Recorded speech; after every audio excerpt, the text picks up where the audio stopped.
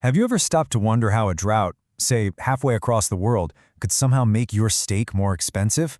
Or even change the fuel that goes into your car? Well, it happens all the time. And it's because global agriculture, it isn't just a bunch of separate markets. It's really one giant interconnected system. You can almost think of it as a single metabolic engine. And when you get a shock to one part of that system, well, it can change everything. So let's get right to it. How can a drought in America raise the price of meat in Asia and change the fuel in your car? Now, this isn't some hypothetical riddle. It's a real-world chain reaction that happens more often than you'd think. A single event can send ripples across the entire globe, affecting everything from your dinner plate to your gas tank. So let's trace the dominoes and see exactly how it all plays out. You know, every big global chain reaction has to start somewhere, with that very first domino. For our story, that first domino is a major but totally realistic shock right to the heart of the world's food supply.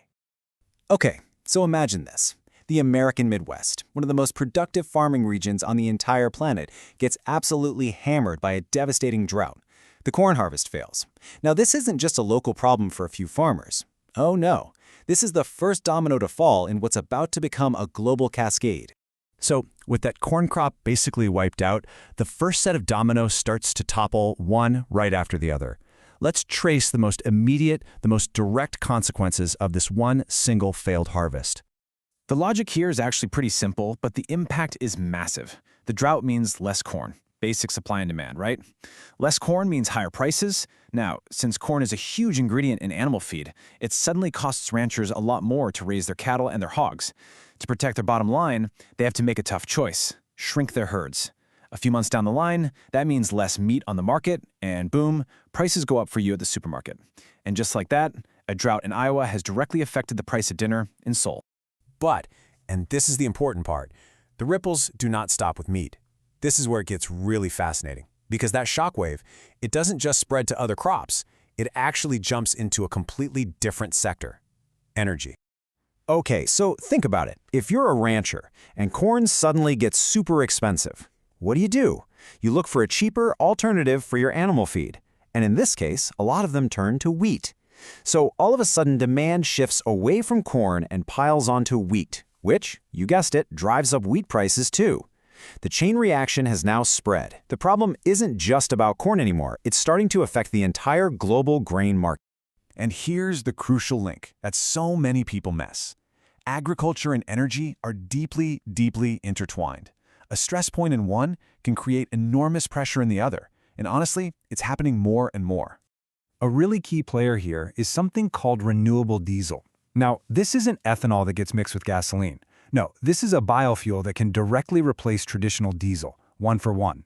And it's often made from things like soybean oil. So that big global push for green energy has basically created a huge new customer for the very same crops we rely on for food. And this is where the real tug-of-war begins. A single soybean is literally being pulled in 3 different directions. The meal part gets used for animal feed, but the oil is wanted for both food products, think cooking oil, and for biofuel refineries. This means that a government policy promoting green energy can directly, and I mean directly, raise the price of your cooking oil.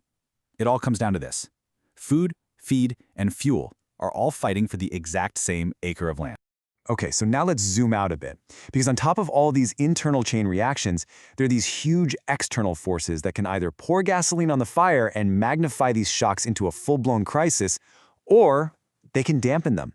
And you better believe traders are watching these constantly. We can basically group these into 4 major forces. You've got big climate cycles, currency markets, global shipping, and of course, government policy.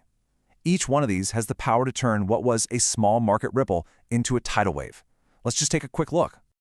Right, so unlike our single drought scenario we started with, these massive climate patterns like El Niño and La Niña can affect weather all over the world at the exact same time. So one cycle might bring a terrible drought to Southeast Asia, crushing palm oil production, while at the same time bringing floods to South America, which devastates the soybean crop.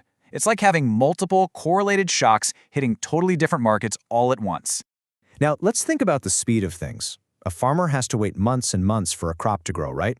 But a country's currency, that can change in value overnight.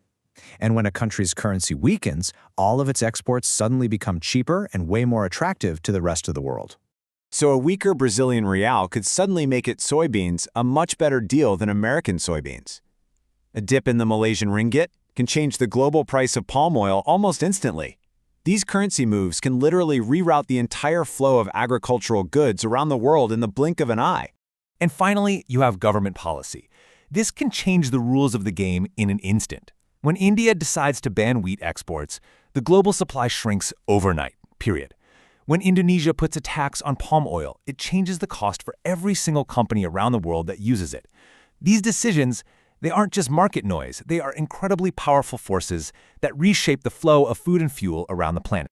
So when you start to put all of these pieces together, the internal chain reactions and these huge external amplifiers, a really powerful new picture starts to emerge.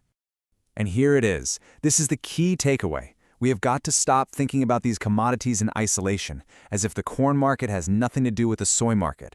They are all just cogs in one vast interconnected system, a single global engine that's constantly processing energy and water and labor, and always adapting to shocks. I mean, at its most basic level, this is really what's happening. The entire system is just a giant mechanism for converting the sun's energy into forms that we can actually use. Plants capture it, then they're processed into calories and proteins, and then they become the food, the animal feed, and the fuel that powers our entire world. It's all just one continuous flow of energy. So the real key is this. Once you start to see the linkages, all the chaos starts to make a little more sense. You can see how oil prices are connected to your cooking oil, or how a biofuel policy in Brazil could affect the cost of food in China. It's like a new lens through which you can see how our world really works. And that kind of leaves us with a final thought, doesn't it?